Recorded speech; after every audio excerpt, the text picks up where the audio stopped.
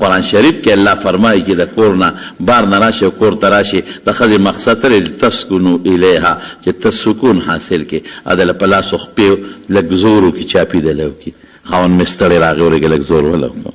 په لاس خپودله لږ زور وکړي چای دله زر پخه کړي بالښت ته تکېږدي او چې اوده شي اوده نو ای ماشومانو شور مه کوئ پلارم ستړی دی یو پوټی خوب وکړي دا ښځه جنت دی جنت ښځې دې ستړی مې او پیالې چې ورګه په منډه دله پیدا که چیني ني د ګاونډي د کور نه په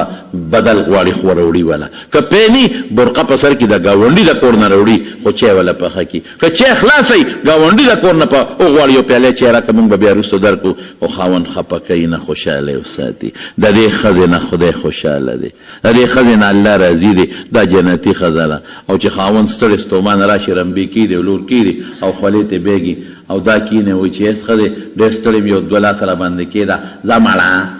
د لاسه کېده د لاسه موږ ځان له ستړي یو یو پیاله چای پخه کا بار به ډک شوی وي اوس به سره څه کې بیا به سره څه کې دا دوزخ دی که نه دی اوس دا ښځه دوزخ دی دا ناشکره ښځه ده دا شکرګزاره نه ده دا ناشکره ده چې ټماټر دی ولا یوړل او مرچکې او دا وټکه وخوره دا شکرګزاره ده